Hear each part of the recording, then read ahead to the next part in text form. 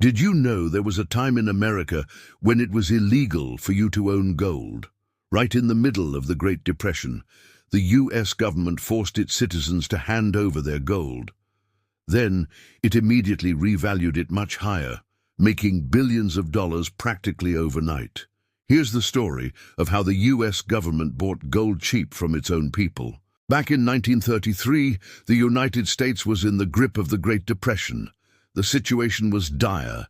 Banks were collapsing left and right, unemployment was skyrocketing, and people were losing faith in paper money. Naturally, they started hoarding gold.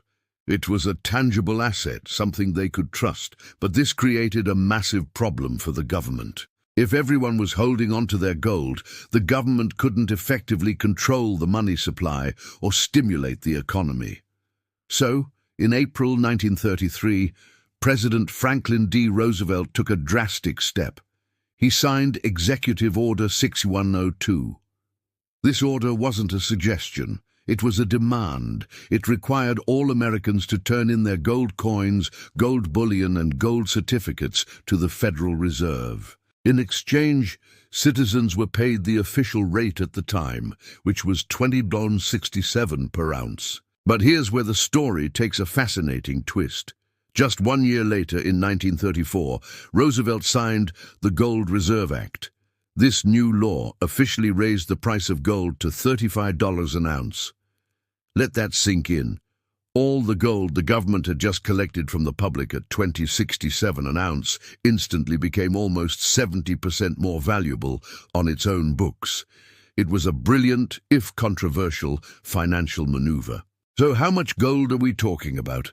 Americans turned in somewhere between 600 and 700 tons of gold, which is roughly 20 million ounces. At the old price, the government paid out around $400 million for it. But at the new price of $35 an ounce, that same gold was suddenly worth about $700 million. That's an instant profit of around $300 million for the US Treasury, which in today's money is a multi-billion-dollar windfall. This move was a game-changer. It gave the US government the financial firepower it desperately needed to fund New Deal programs during the Depression and later to finance its efforts in World War II.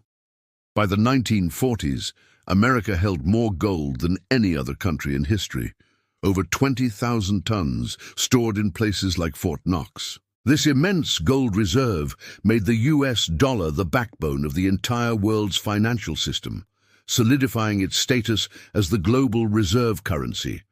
So yes, the US government really did buy gold cheaply from its citizens and then flipped it for a massive profit. It remains one of the most significant and debated wealth transfers in American history, and it directly shaped the modern financial world we live in today.